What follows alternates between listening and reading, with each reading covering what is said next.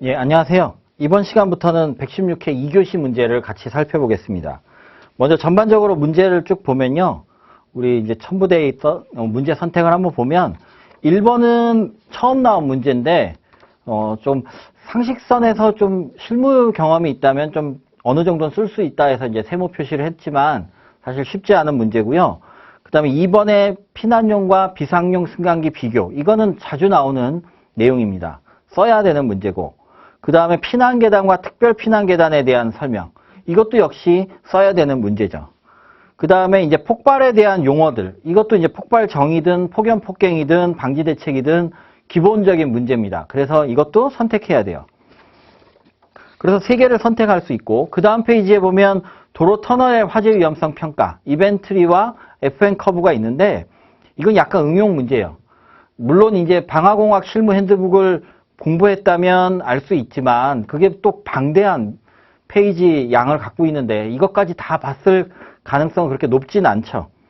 그래서 쉽지 않은 문제인데, 어쨌든 이벤트리라는 거는 확률을 계산하는 거고, FN 커브는 얘를 허용할 수 있는지, 이 리스크 정도면 냅둬도 되는지 아니면 얘네들을 어떤 보강이 필요한지 뭐 이런 것들에 대한 설명이니까 그걸 응용해서 조금 도로 터널의 이제 교통사고에 의한 뭐 화재 뭐 이런 것들을 추정해서 이제 좀 억지로 만들어 쓸 수 있는 어쩔 수 없이 이제 선택할 문제가 되겠고요. 6번 문제는 화재공학 개론이라는 책에 나오는 계산 문제인데요. 이게 한 문제로 딱 나와 있는 게 아니라 화재공학 개론에 보면 어떤 페이지에 열방출률, 어떤 페이지에 헤스케스타드의 화염 길이, 또 어떤 페이지에 화재 지속 시간 이런 계산 문제가 분포돼서 나와 있어요. 그러면 이거를 전반적으로 다 공부를 했어야 이 문제를 풀 수 있는 좀 어려운 문제였고 이렇게 어렵다 보니까 계산 문제들은 가급적 처음 나온 거는 건드리지 않는 게 좋다라고 제가 여러 번 이게 강조하고 있습니다. 이 문제는 사실 어려워서 제쳐둔다. 그래서 이제 6번은 안 푼다라고 친다면 3개를 충분히 풀 수 있고요.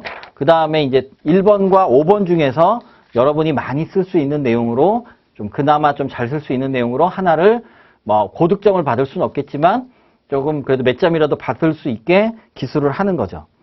근데 이 동그라미를 친 2, 3, 4번을 보면 3교시에 보면 이 분량들이 상당히 많아요. 2번, 3번 같은 경우 특히. 이게 한 문제로 나오기에 좀 어려울 피난용 승강기만 내도 한 문제인데 비상용도 한 문제인데 둘을 같이 냈으니까 이게 상당히 줄여 써야 되는 내용이지만 줄여 써도 그 분량이 상당히 많을 겁니다. 그래서 2번, 3번에서 아마 시간을 많이 이제 할애하면서 3개를 풀고요. 그 다음에 나머지 1개는 좀 한 10여 분 투자를 하면서 쓸 수밖에 없는 그런 교시라고 보입니다. 그렇지만 이제 우린 다 알아야 되니까 이제 하나씩 살펴보면요. 먼저 1번 문제입니다. 고층 건축물 공사 현장 30층 이상인데 이 공사 현장에서 공정별 화재 위험 요인을 설명하시오 이러면서 그 공정들을 다 예시를 해놨어요. 첫 번째 기초 공사랑 지하 골조 공사, 그다음에 코어에 벽을 설치하는 공사, 그다음에 철골, 데크, 슬라브 공사. 이게 이제 골조를 지상에 이제 세우는 거죠. 그리고 이제 커튼월 공사, 이거 외벽을 치는 겁니다. 그 다음에 그 외벽을 친 다음엔 그 안에 이제 소방설비 공사, 그 다음에 마감 및 실내 장식 공사, 그리고 시운전과 준공시 이렇게 나눠서 나온 문제인데 이건 어떤 논문 자료에서 나온 내용이에요. 그래서 사실 만족스럽게 쓰기는 쉽지가 않은 문제였던 거죠. 하지만 우리는 이제는 알고 있어야 되는 거죠. 그래서 이 공사를 할 때 화재가 많이 나거든요. 그래서 기술사 시험에도 이거에 대한 대책을 수립하려고 여러 가지 문제를 내고 있습니다. 그래서 우리 이거 관심을 가져야 돼요. 공정별로 화재 위험 요인이 뭐가 있느냐라는 건데요. 우리가 이제 그 사전 지식으로는 아니지만 이제 좀 배경 지식으로 우리가 공부해야 될 내용이 있어요. 이건 책에 쓸 내용, 시험 문제로 쓸 내용은 아니지만 충분히 시험에 나올 수 있는 내용이라 이 내용을 좀 알고 있으면 좋겠습니다. 배경이 뭐냐? 이런 내용이 있어요. 이게 시험에 나온 논문에 나오는데 시공시에 그 화재 리스크의 3가지 단계가 있다라고. 화재 위험도가 달라지게 되는데 그 3가지 단계가 있다라는 거예요. 그걸 좀 알아두자 이거죠. 세 가지 단계 첫 번째는 뭐냐? 초기에 가설 공사를 시작합니다. 거기서부터 이제 쭉 콘크리트 지하 기초를 치고 그 다음에 지하층부 콘크리트 타설해서 또는 철골 공사해서 지하층 만들고 지상층 만들고 뭐 이러는 이제 골조 공사들이 있어요. 그래서 이 골조까지 이런 공사 단계가 있습니다. 이런 공사를 이제 하게 될 때는 사실 현장에 가보면 콘크리트 타설 막 철근 깔고 콘크리트 치고 막 이러고 있는 상태여서 소방시설이 하나도 없는 상태예요. 그래서 이때 단계 이름을 뭐라 그러냐면 소화설비 기능이 하나도 없다. 그래서 No Functionality. 이 Functionality라는 건 뭐 기능 또는 기능성 이렇게 얘기할 수 있는데 소화설비의 기능이 하나도 없다라는 거예요. 그래서 이때는 이 건물에 설치되는 설비, 소방설비가 있겠죠? 그리고 소방 시스템이 있습니다. 이런 것들이 없는 상태예요. 부재 상태여서 이때는 뭐에만 화재가 난다면 뭐에 의존할 수밖에 없냐면 임시소방시설에 의존하게 되는 단계입니다.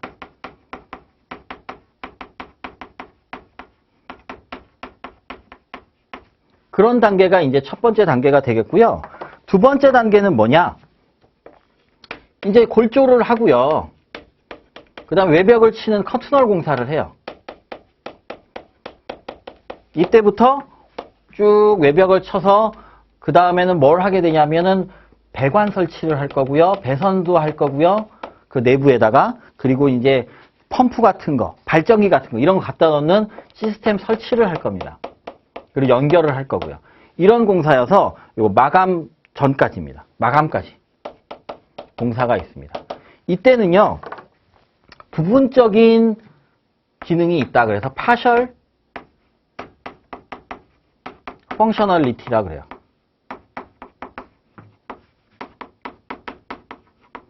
partial functionality라 그래서 이때는 부분적으로는 설비를 사용 가능하다 그래요. 우리나라는 그렇게 안 하지만 우리나라도 간혹 하는 데가 있는데 임시로 펌프를 소방 펌프를 하나 갖다 놔요. 공사하는 현장 옆에다가 그래놓고 우리가 쭉 입상 배관 연결을 하고 이 층 배관들을 설치할 때 옥내 소화전 쪽에다 연결을 해놔. 그래서 얘네들을 공사 중에도 그 층을 만들 때마다 그 층 배관을 할 때마다 이제 조금씩 이제 옥내 소화전을 쓸 수 있게 만들어가는 과정이 있습니다. 해외엔 다 그렇게 한다고 알려져 있는데요. 이 과정이니까 부분적으로는 소화 설비를 쓸 수 있다라고 해서 partial functionality라고 그러는 거죠. 우리나라에는 사실 있을 일이 아니죠. 이렇게 되고요. 그 다음에 이제 세 번째가 뭐가 있냐면 세 번째 단계는 이제 그 마감 공사를 하고 거기서부터 이제 그 시운전하고요. 인수를 하게 되는 단계입니다. 이 상태에서는 조건부로 사용을 할 수 있다. 그래서 conditional functionality라 그래요. 이게 조건부란 뜻이거든요. conditionally 조건부로 사용할 수 있거나 또는 나중에 이제 시운전이 다 끝나고 나면 완전히 이게 사용을 가능한 소화 설비가 가능한 full functionality가 됩니다. 완전 사용이 가능한 상황까지 가는데 이때 이제 조건부인 상황에서는요. 그 시스템을 주로 이제 설치하고 있을 거예요. 펌프 연결하고 뭐 발전기 갖다 놓고 뭐 이런 걸 하고 있고요. 이때는 그거와 같이 이제 천장 마감도 하고 막 인테리어 공사도 해서 이 마감재나 인테리어 공사 재질이 많이 들어와요. 자재들이. 그리고 내부에 이제 방들을 만들겠죠? 그러다 보니까 이제 여기에서 이제 내부 칸막이가 쳐지다 보니까 점점 뻥 뚫린 공간에서 좁아지게 됩니다. 그래서 위험한 상태가 되고요. 풀 펑셔널리티일 때도 사실 안전하지 않아요. 이때 사실 불이 더 많이 나거든요. 풀 펑셔널리티일 때는 이제 시운전을 한단 말이에요. 시운전을 하다 보면 뭐가 잘못된 것들이 있어. 그리고 가구도 배치되어 있고요. 또 시스템이 오작동할 수도 있습니다. 그러니까 이게 소방시설만 공사하는 게 아니니까 여기에 이제 사용할 설비들을 작동시켜 보는데 그때 오작동해서 이럴 때 이제 그 리스크가 올라갈 수가 있다라는 거죠. 그래서 이때 리스크가 좀 높은 편입니다. 3단계에서. 그리고 사실 이때는 그렇게 가연물이 많지가 않으니까 좀 덜 위험하다고 볼 수 있는데 위험할 때가 언제냐? 1단계에서 2단계로 전환될 때요. 이때 어떻게 됩니까? 골조나 이제 커튼월 공사가 끝나고 배관이 막 들어오고 이러니까 배관, 배선 막 들어오니까 이런 것들 자재들이 갑자기 많이 들어와요. 그러니까 가연물이 증가하게 되고요. 또 뭐 용접 같은 거 하고 유독 위험가스들도 많이 사용하고 있는데 벽체를 막아버렸어. 벽체를 막아버리니까 환기가 안 돼요. 환기가 안 되니까 문제가 되는데 이런 위험한 상황으로 증가하고 있는데 게다가 소화 설비는 어떻습니까? 요거 배관을 이제 설치하기 시작했으니까 no functionality, 그러니까 소방 시설을 쓸 수 없는 화재 억제력은 1단계 수준인 거죠. 그래서 이때도 위험해요. 그래서 3단계로 나눌 수가 있는데 위험한 단계는 1단계에서 2단계로 넘어갈 때, 그리고 3단계 자체가 워낙에 이제 칸막이도 많이 쳐지고 자재들이 많이 들어오다 보니까 화재 위험이 굉장히 높다라는 거죠. 그리고요, 이때 이 용어가 있어요. 이런 용어가 있어요. Windows of Fire Vulnerability. Fire Vulnerability. 이건 화재 취약성이란 뜻이에요. Vulnerability. 취약성. 취약성인데 윈도우는 이제 기회라는 뜻도 있거든요. 가능성 뭐 이런 거죠. 그래서 화재 취약한 상황이다라는 거예요. 그래서 이 단계 전환이 화재에 취약한 기회가 된다. 화재 발생의 기회가 된다라고 해서 이런 용어도 있습니다. 혹시나 10점짜리로 뭐 Windows Fire Vulnerability에 대해서 설명하시고 뭐 이렇게 낼 수도 있다는 거예요. 황당하죠, 그러면. 그럴 때 이 내용으로 이제 기술을 하면 되겠죠. 그래서 이제 이렇게 이제 되어 있고요. 자, 물어본 거는 이게 아니에요. 그러면 이제 물어본 내용을 이제 얘기하면 되는데, 첫 번째로 뭐가 있냐면, 첫 번째로 나와 있는 게 기초 및 지하 골조예요.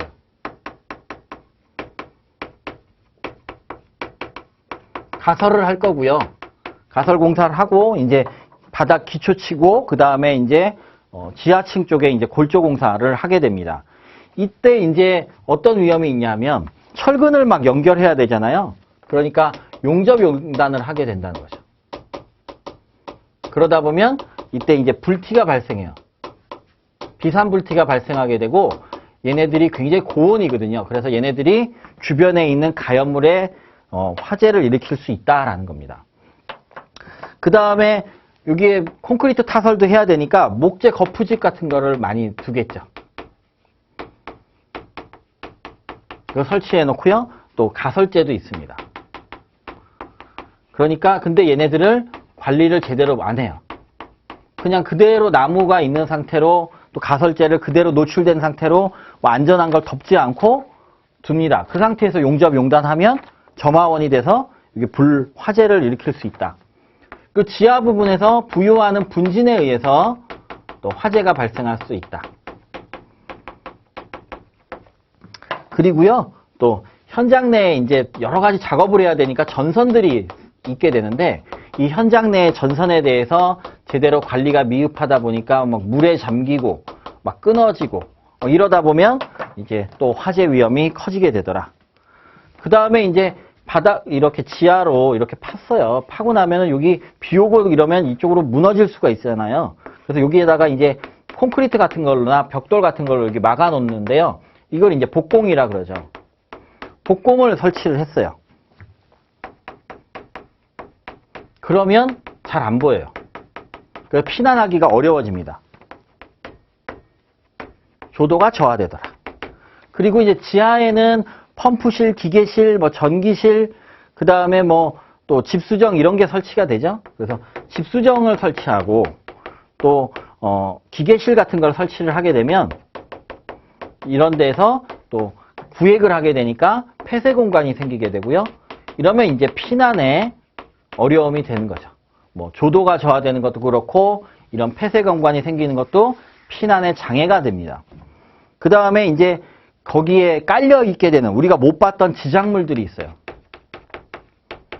가스배관이나 또는 전력선들이 지나갔어. 고압전선 막 이런 거.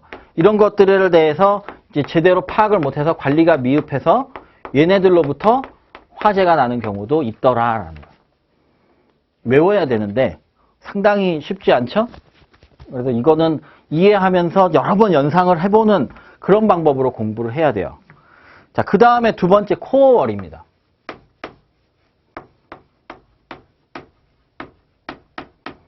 코어월이란 거는 이제 계단실이나 엘리베이터 승강로나 또는 화장실 배수배관, 수직배관 이런 것들 들어가는 그 코어 부분을 벽체를 이렇게 철근 콘크리트로 내화 구조로 이제 치게 되는 그 부분이죠. 그 부분을 이제 공사를 하다 보면 얘네들도 역시 그 철근 콘크리트로 해야 되니까 얘네 이제 철근 설치 등을 하다 보니까 잘라야 되고 붙여야 되죠. 그 용접 용단이 생겨요. 대부분의 과정에서 용접 용단은 생기고요. 그러면 이제 불티가 생겨서 점화원이 될 수가 있다는 거죠. 이런 문제가 있고요. 그 다음에 이 코어월이라는 것은 아주 좁은 공간이잖아요. 파이프, 샤프트 이런데. 그러니까 작업 공간이 협소해요.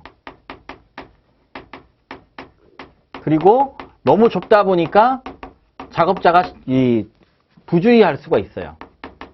그래서 화재가 날 가능성이 있다는 거죠.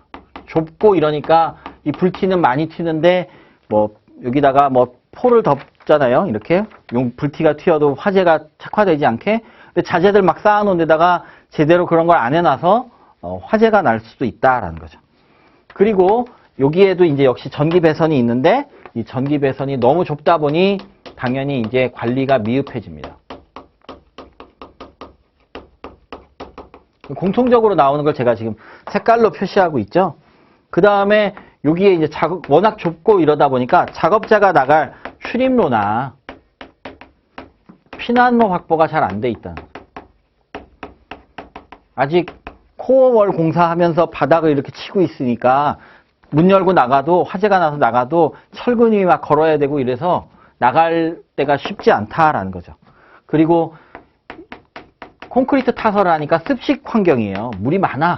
그리고 또 비 오면 배수도 잘 안 돼. 이런 환경에서 전기를 많이 사용하다 보니까 얘들 누전에 의한 화재 이런 것들도 가능성이 있다라는 거죠. 자, 그 다음에 세 번째 쓴 게 철골이나 또는 데크나 슬라브 공사. 그러니까 바닥 슬라브, 각층 바닥, 그 다음에 천장 부분, 그리고 이제 철골은 벽에다가 이제 보통 세우겠죠. 이런 이제 벽을 세우고 바닥 치고 뭐 이렇게 되는 그런 상황에선 또 어떤 게 문제가 되느냐. 당연히 이때도 철근 콘크리트 또는 철골을 이제 자를 수 있으니까 철골 등의 작업에서 용접 용단을 또 합니다. 그러니까 당연히 또 비산불티가 또 생길 가능성이 있죠.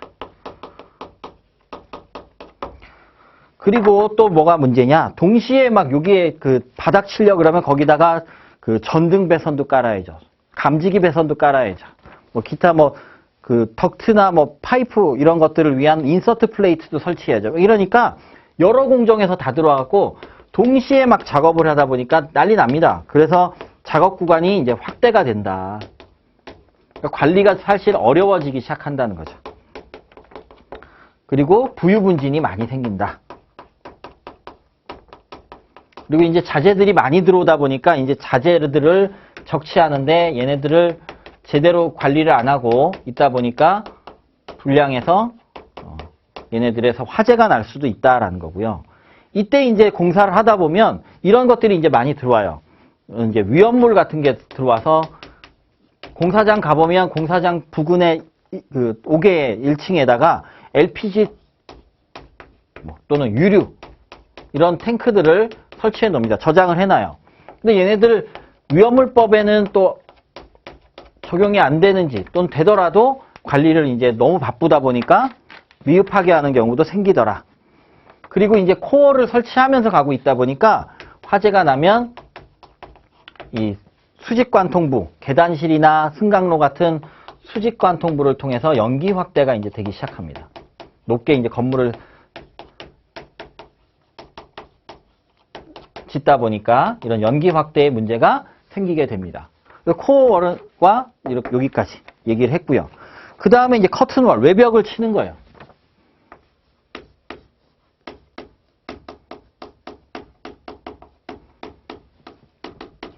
이제 커튼월을 치게 되면 특징이 커튼월을 설치해서 외벽이 생기니까 이 외부와 차단이 됩니다. 내부가 이제 밀폐된 차단된 공간으로 만들어지기 시작해요. 그럼 이제 가스를 사용해도 가스들이 환기가 잘 안 될 거고요. 위험해지기 시작하죠. 또 이제 고정된 철물을 설치하다 보면 역시 또 용접 용단을 하게 됩니다. 용접 용단을 하게 되면 역시 비산불티가 발생하게 되죠. 그죠? 이렇게 비산불티가 생기게 되고요. 그리고 이제 층간방화구역이 불량한 상태가 돼요. 벽은 쳤는데 내화 충전은 안 해놓으니까 이 층간방화구역의 끝부분이 이제 우리 이렇게 커튼월 치고 여기 이렇게 슬라브 있으면 이 사이가 다 뚫려 있는 상태가 되죠. 그리고 뭐 창문 같은 것도 아직 창은 설치하지 않고 틀만 이렇게 할 수도 있으니까 그런 상황에서는 또 방화구역이 안 돼 있는 상태가 되겠죠. 그리고 이때는 또 가연성 포장재들이 많이 들어와요. 석고보드도 칠 거고 뭐 이러다 보니까 이런 위험한 요소들이 많이 들어오고요. 역시 화재 시에는 이때보다 더해지죠. 화재가 나면 수직관통부 연기 확대가 코어를 통한 연기 확대가 더 심해집니다. 왜냐하면 외벽이 생겼으니까. 이렇게 이제 생기게 되더라. 이게 4번이네요. 자, 그래서 여기서 얘기하는 게 여기 1에서 4번이 요 단계라고 보시면 되겠죠. 그래서 1에서 4번 동안 화재 위험이 이런 것들이 있더라라는 거죠. 하지만 사실 이때는 그렇게까지 위험한 건 아니다. 이때는 그렇게 화재가 많이 나지도 않아요. 큰 화재는 나지 않는 것 같아요. 그렇다고 뭐 아무렇게나 두면 안 되겠고요. 자, 그 다음에 이제 5번째로 소방설비공사예요. 소방이니까 소방설비공사만 썼지만 기계도 할 거고 전기도 할 거고 뭐 공조도 할 거고 뭐 많이 할 겁니다. 그래서 이거 많이 하게 되는데 이때는 이제 그 배관을 자르고 막 용접하고 이런 일들이 많아요. 그러니까 용접이라든지 또는 가르게 되는 그라인더, 잘라놓은 부분을 이제 좀 가는 거, 그 다음에 이제 절단 이런 것들을 많이 하니까 역시 비산불티가 생깁니다. 공사의 긴 기간 동안 계속 용접이 있어요. 그러니까 비산불티가 굉장히 위험한 거죠. 그리고 이때는 이런 작업들이 많아지다 보니까 임시발전기를 설치하게 됩니다. 임시발전기를 설치해서 전기를 사용하게 돼요. 어둡고 그러니까. 그런데 여기도 화재 위험이 있고요. 얘네들에 대한 전선 관리가 미흡한 상태예요. 너무나 많은 공정이 이 전기를 사용하게 되니까. 그리고 이때도 샤프트 관리는 잘 안 돼요. 왜냐하면 샤프트를 통해서 배관을 설치하고 뭐 이러니까 샤프트에 대해서 막 문도 열어놓을 거고 이러니까 관리가 미흡해집니다. 그리고 여러 공정이 동시에 작업하게 됩니다. 그리고 아직 소방시설은 설치가 미흡한 상태죠. 그래서 송풍기라든지 아무리 배관이 있어도 송풍기, 그 다음에 뭐 펌프, 또 차탄매 수신기 이런 것들은 아직 미설치 단계로 있게 되니까 위험한 건 그대로 있다는 거죠. 그래서 이 파셜로 하려 그러면 이때는 아무래도 그 임시에 발전기 갖다 놓듯이 임시 소방 펌프, 임시 뭐 필요하다면 수신기 또 이런 것들을 좀 설치하는 거를 고려할 필요가 있습니다. 비현실적이다 생각하지 마시고요. 실제로 선진국들은 그렇게 하고 있는데 우리가 지금까지 안 했다고 이 임시 펌프 설치하는 게 비현실적이다라고 얘기하면 안 되겠죠. 자, 이게 이제 얘가 여기에 해당이 되겠죠. 주로. 자, 이제 마감을 합니다. 그래서 마감 및 실내 장식 공사를 해요. 이때가 진짜 위험해지는 거예요.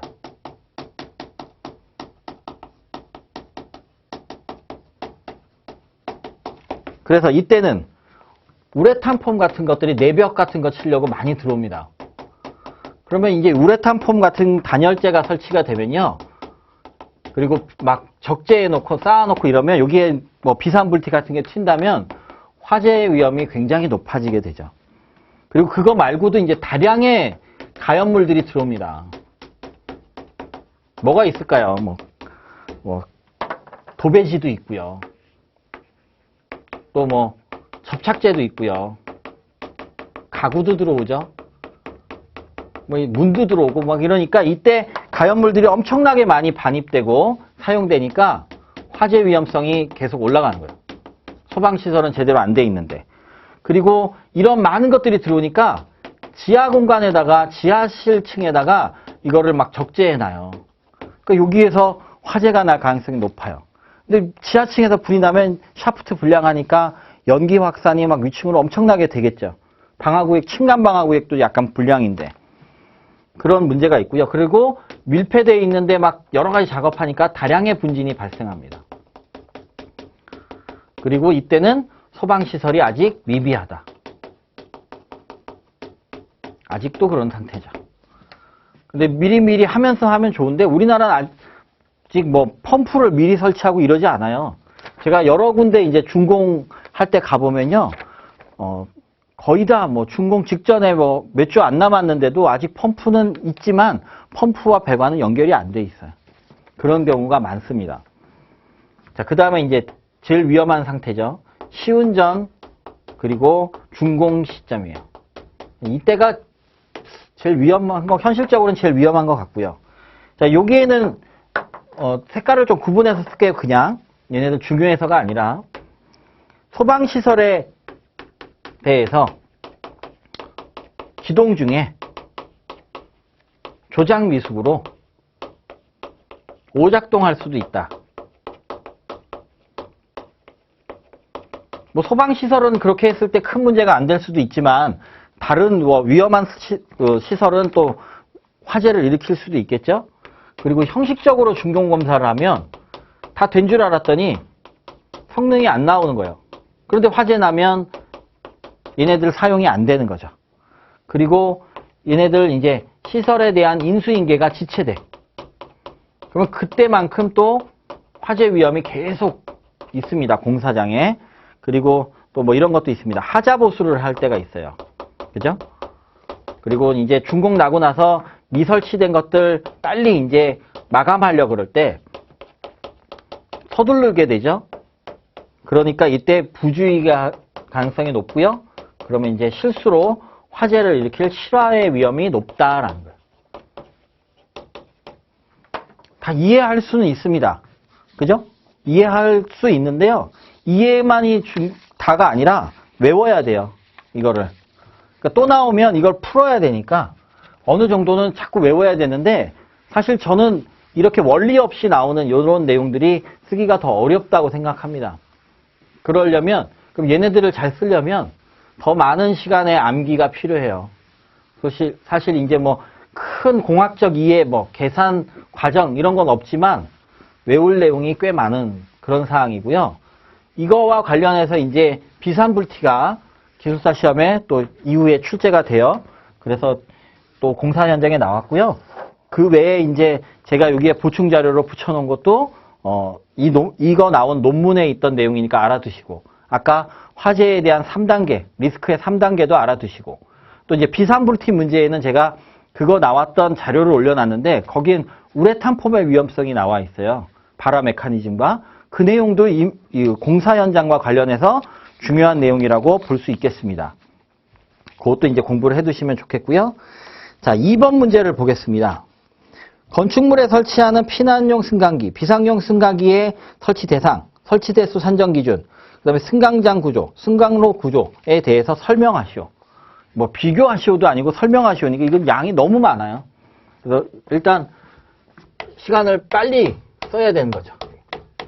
피난용과 비상용 승강기 기준입니다.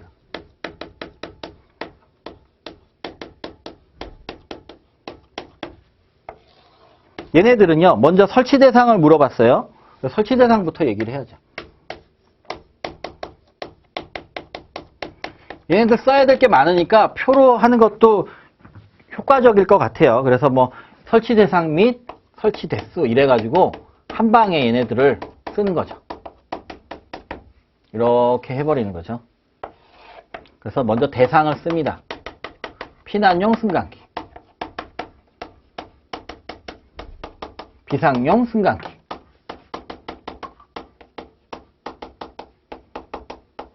이렇게 해서 이제 쓰게 될 텐데, 기입을 하면 돼요. 그래서 어떻게 되어 있냐면, 고층 건축물에서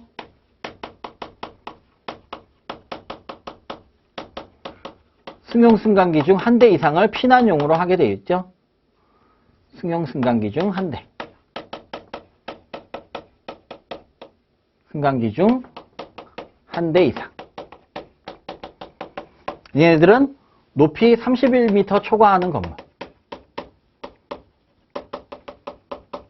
또는 10층 이상의 공동주택. 그래서 얘네들은 승용 승강기와 겸용할 수 있습니다. 차이점이 있다면 얘는 그거 중에 한 대 이상이니까 별도로 하는 거고요. 얘네들은 승용 승강기와 겸용 가능하니까 따로 한 대를 두겠죠. 그러다 보니까 얘네들은 공동주택의 경우에는 별도로 설치하게 되고요. 얘는 공동주택의 경우에 승용과 겸용으로 설치하게 됩니다. 그러니까 공동주택에는 이제 법에 따라서 엘리베이터가 2대가 들어가야 돼요. 승용 및 비상용 승강기, 겸용 승강기 1대, 그리고 피난용 승강기 1대. 이렇게 이제 아파트에 2대가 들어가게 되는 상황이 됐습니다. 실제로 지금 그렇게 하고 있고요. 자, 그다음 설치 대수를 보면요. 피난용 승강기는 뭐 전에도 얘기했지만 이게 한 대 이상이에요. 근데 예외가 없어요. 그러니까 면적이 넓어도, 바닥이 넓어도 더 놓는 게 없어요. 사실 이건 좀 아쉬운 부분이라고 보고요. 그 다음에 비상용 승강기는 일반 건물, 31m 초과 건물, 초과하는 일반 건물에서는요, 어떻게 하냐면 이거 31m 초과층이요. 초과층들이 있어요. 초과하는 층들. 그 중에서 이제 각 층 바닥 면적이 있는데, 같을 수도 있지만 다를 수도 있잖아요. 점점 올라가면서 작아질 수도 있는데, 그 31m 넘는 층들 중에서 최대 바닥 면적이 얼마냐, 이거. 그걸 기준으로 해서요. 그 최대 바닥 면적이 1500 이하면 그냥 한 대입니다. 한 대 이상 놓게 돼 있고요. 1500을 넘어. 그러면은 1500 넘으니까 일단 한 대 놓고 그 넘는 부분이 따라서 이제 한 대를 놓고요. 거기에 추가로 이 초과하는 3층마다 한 대 이상씩 놓습니다.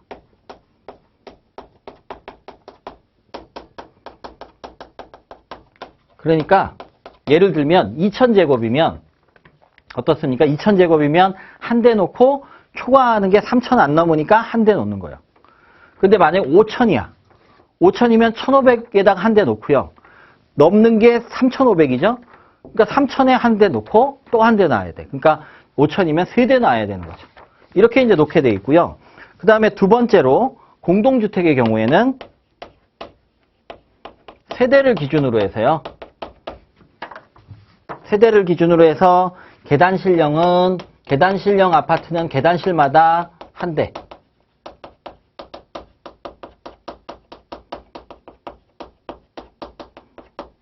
한 대 이상 놓게 돼 있고요. 복도형 아파트는요. 여러 세대가 같이 쓰죠. 그래서 얘네들은 100세대를 기준으로요. 100세대 이하면 한 대. 100세대를 초과하면 각 100세대마다 한 대씩.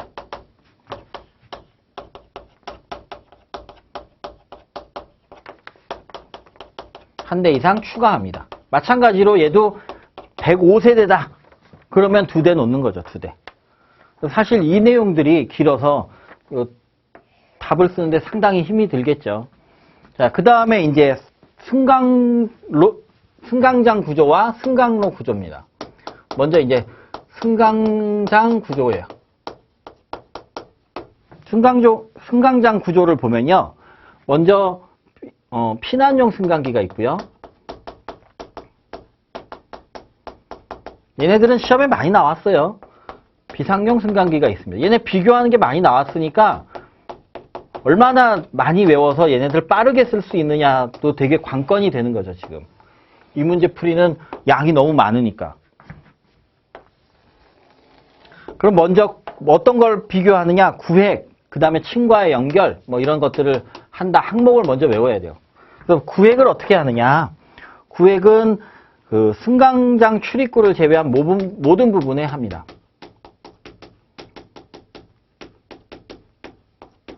피난용 승강기는 내화 구조의 바닥과 벽으로 구획합니다.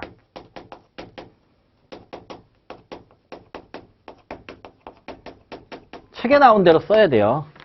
책에 나온 것처럼 충실하게 써야 돼요. 이렇게 많은 양으로. 그러니까 시간이 되게 없게 낸 문제예요. 이거 진짜 힘든 문제죠. 자, 피난용은 이렇고요.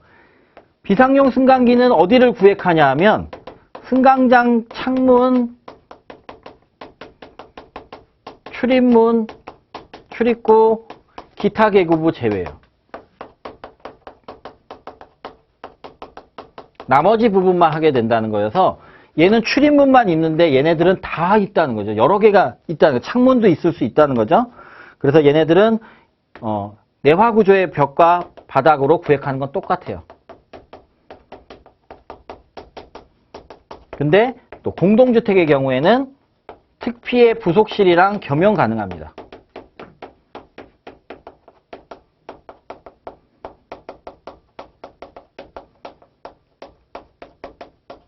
이렇게 되어 있는데 차이점이 뭐냐? 차이점이 일단은 중요한 내용이 뭐냐면 첫 번째로 비상용은 창문 등을 허용한다는 거죠. 이게 이제 특징이고요. 두 번째 또 중요한 특징은 피난용은 부속실 겸용이 안 돼요.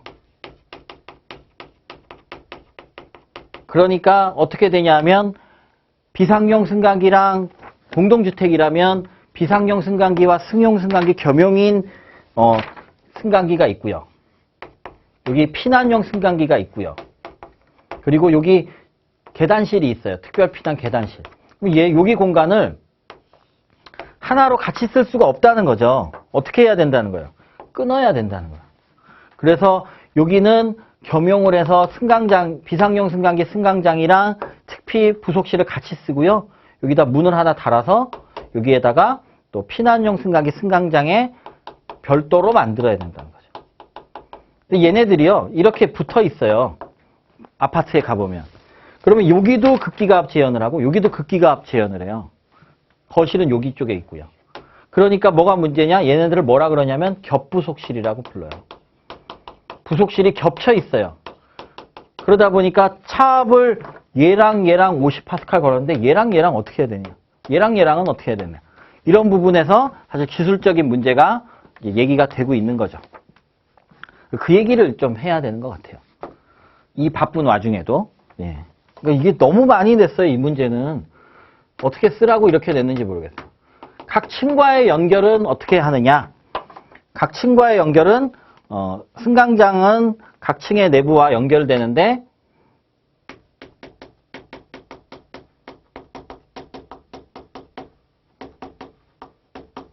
승강장 출입구는요, 갑종방화문으로 하게 되어 있습니다. 그리고 언제나 닫힌 상태여야 돼요. 그러니까 뭐 화재 시 닫히고 뭐 이런 게 안 된다는 거죠. 이렇게 되어 있습니다. 비상용 승강기는 좀 완화되어 있죠. 그래서 얘네들은 각 층 내부와 연결되는데요. 똑같이 되는데 승강장 출입구는 갑종 방화문으로 하래요. 똑같이. 근데 차이가 뭐냐? 승강기 타는 출입문 있죠? 그거는 갑종 안 해도 된다. 그래서 그 승강로 출입구라 그래요. 엘리베이터 타는 문을 얘는 제외한다 이렇게 돼 있어요. 그러니까 이 말을 추정해 보면 여기는 어떻게 되느냐? 거실로 들어가는 승강장 출입문도 갑종 방화문. 그리고 엘리베이터 타게 되는 그 엘리베이터 문도 갑종 방화문이고 언제나 닫힌 상태로 유지돼야 된다. 그러니까 그 엘리베이터 출입문도 갑종이어야 된다는 게 차이가 있고요. 비상용은 피난층에 이 출입문을 제외 가능합니다. 갑종 방화문 제외 가능해서 문이 없는 경우가 많아요. 사실 재현을 하면 피난층에 이 문이 없으면 효과가 없죠. 그래서 이렇게 하면 사실 안 되는 거죠. 그래서 우리 건축법과 그 소방법 이원화 문제에서도 이게 문제다라는 얘기로 이제 시작을 하죠. 차이점이 뭐냐? 언제나 닫힌 상태. 피난용 승강기에선 그걸 요구한다.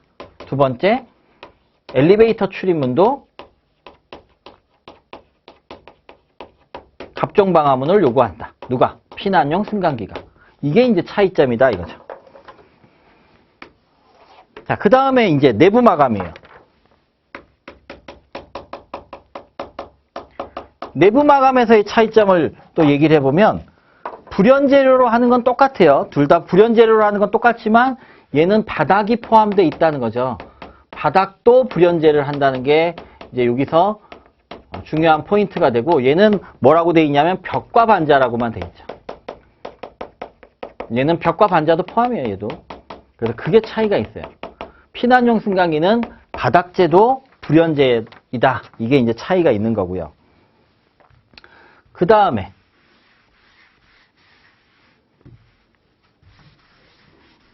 조명이 있죠. 조명이 있어서 조명의 경우는 어떻게 하느냐? 둘 다 똑같아요. 예비전원 조명 설비인데요. 예비전원에 의한 조명 설비를 하게 돼 있는데 얘도 그게 되는데 또 하나가 있어. 얘는 채광창을 둬도 돼요. 완화시키고 있다라는 거죠. 채광창도 있구나. 차이점을 생각하면서 큰 틀도 알아두고 차이점도 생각하면서 공부해야 되겠죠. 그 다음에 나와 있는 내용은 뭐냐? 사실 책에 다 적혀 있으니까 이거는 뭐 설명할 게 따로 없어서 빠르게 설명을 할게요. 승강장의 면적은 둘 다 똑같아서 6제곱인데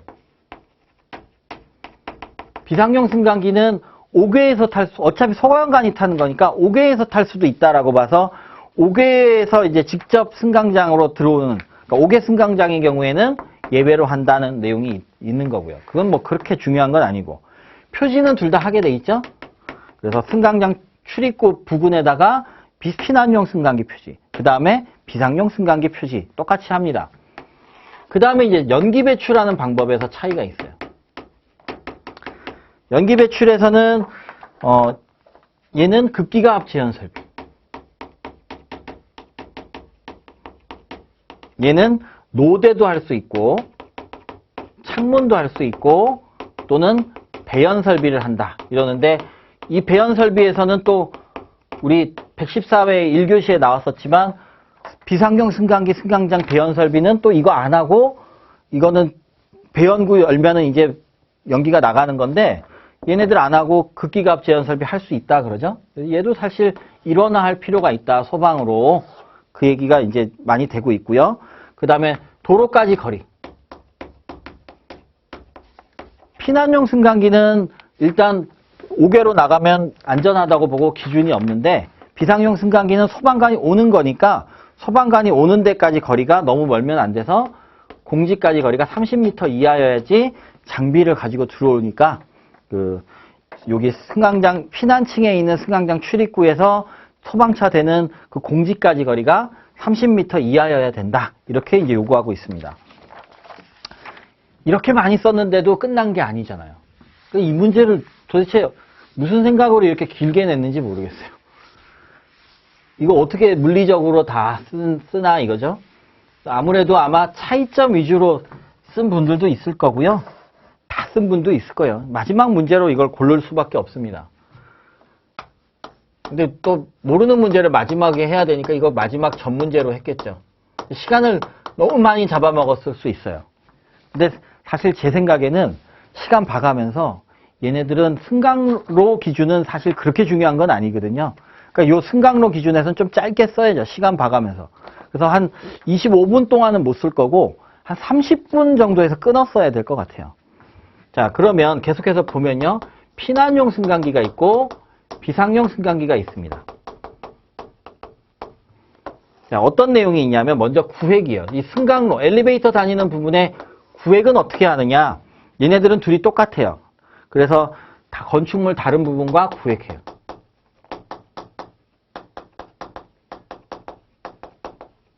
내화 구조로 구획합니다. 똑같아요. 구조도 똑같아요. 얘는 각 층에서 피난층까지의 승강로가 단일 구조로 연결돼야 돼요. 그러니까 한 방에 내려가고 한 방에 올라가야 된다 이거예요. 사실 이거 똑같다 하고 여기서 넘어가는데요. 해외에 가보면 이런 거 보셨나 모르겠는데 해외에는 연돌 효과를 줄이려고 좀 몇십 개 층 올라가다가 내려서 또 갈아타는 경우가 있습니다. 엘리베이터를. 승강로를 한 방에 쭉 하지 않아서. 근데 우리는 이런 법 규정이 있다 보니까 사실 연돌 효과를 막기가 사실 어렵습니다. 이 엘리베이터가 한 방에 내려가는 단일 구조로 하라고 돼 있으니까. 그러니까 뭐 피난 안전구역에서 내려서 뭐 딴 데로 가서 갈아타고 이런 규정이 안 된다는 게 사실 문제예요. 나중에 뭐 여유가 있는 문제가 나온다면 그런 내용도 쓸 수가 있겠죠. 얘는만 차이가 있어요. 연기 배출만. 얘는 승강로 상부에다가 배연 설비하라고 돼 있어요.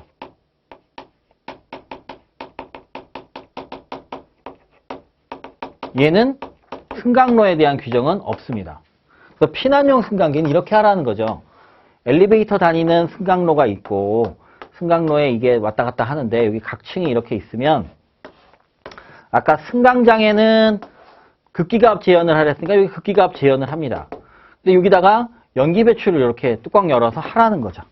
이렇게 하라고 돼 있는데 이거 대신에 여기에다가 극기가압 제어를 해도 된다고 해석이 나왔어요. 그래서 우리가 이 피난용 승강기에다 어떤 방식을 많이 쓰냐면 여기 승강로에다가 덕트 대신에 얘를 승강로 가압 방식이라 그래서 얘를 덕트처럼 쓰고요. 여기다가 급기구들을 달아요. 그래서 여기서 이렇게 들어가게 이렇게 하는 방식을 우리나라는 쓰고 있습니다. 뭐 다른 나라에 흔히 있는 방식은 아닌데 우리나라에서는 피난용 승강기에는 거의 다 덕트를 여러 군데 놓기가 어려우니까 그 비상용 승강기랑 특별 피난 계단은 별도 수직 덕트를 놓지만 이렇게 피난용 승강기에는 이 규정을 활용해서 승강로 가압 방식을 많이 쓰고 있습니다. 참고하시고요.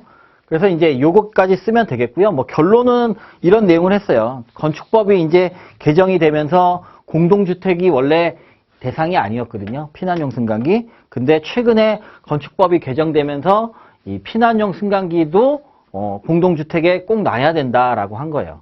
그러니까 이런 문제가 있는 거죠. 여기 세대가 하나 있고 여기 세대가 있어요. 아파트에 아까 얘기했지만 그러면 여기를 나와. 여기 복도가 이렇게 있고요. 복도가 이렇게 있고 여기에다가 전실을 하나 만들어. 여기 이제 부속실 겸 비상용 승강기. 그래 놓고 여기다 계단을 만들어. 여기다가 엘리베이터를 만들어. 비상용 엘리베이터. 그리고 여기도 별도의 피난용 승강기 승강장을 만들어. 그래서 여기다가 엘리베이터를 놔. 얘는 이쪽으로 타고 얘는 이쪽으로 타고 여기 구획하고요. 이래버리면 여기도 극기가압 제한하고 여기도 극기가압 제한하면서 얘네들은 아파트의 경우에 유입공기 배출을 면제해 주니까 얘네들은 유입공기 배출을 안 해도 얘는 유입공기 배출 면제 규정이 전혀 없거든요. 그 얘네들과 50파스칼, 40파스칼 이상의 차압을 걸어놓고 유입공기 배출을 하면 되는데 이렇게 하면 이 복도에 죽은 공간이 생긴다 이거예요. 그래서 이렇게 많이 안 하고 대부분 이렇게 해놓습니다. 세대가 두 개가 있어요. 세대.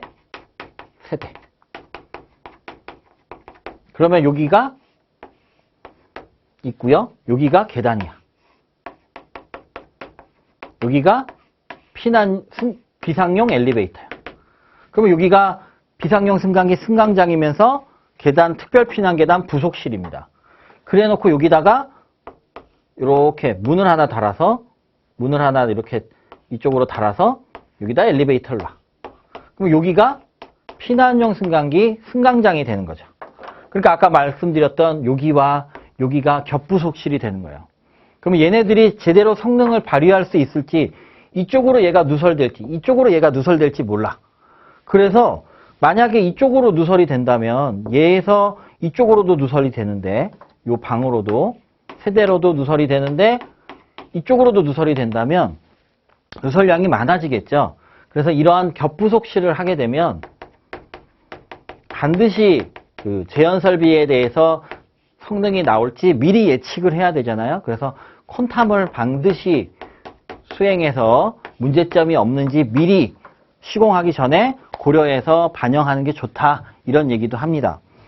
그래서 이런 내용까지 이제 설명은 나와 있지만 시간 관계상 2번 문제에서는 이런 결론까지 쓸 수는 없는 상황이에요. 실전했으면 오히려 지금 막 설명한 내용들을 차이점 위주로 해서 하나로 묶어서 설명을 해야 될 수도 있습니다.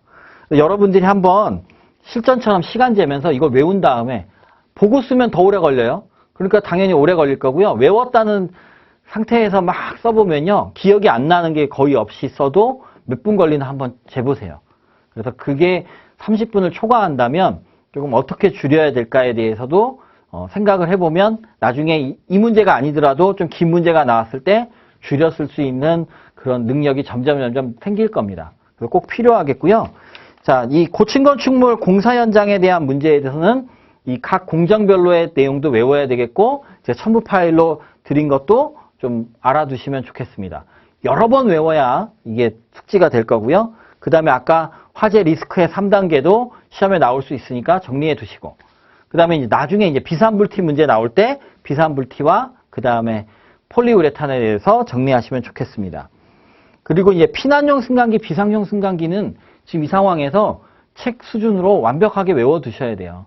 앞으로도 이 1번 문제는 사실 똑같은 문제가 안 나올 수도 있어요. 그러면 이제 좀 발전된 문제가 나올 테니까 이 문제는 좀 어느 정도 중요도가 좀 떨어진다고 보더라도 피난용 승강기, 비상용 승강기는 완벽하게 알아둬야 돼요.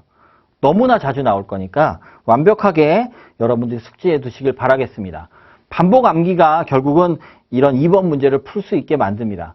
자, 수고하셨고요. 다음 시간에 계속해서 3번 문제부터 같이 공부해 보도록 하겠습니다. 수고하셨습니다.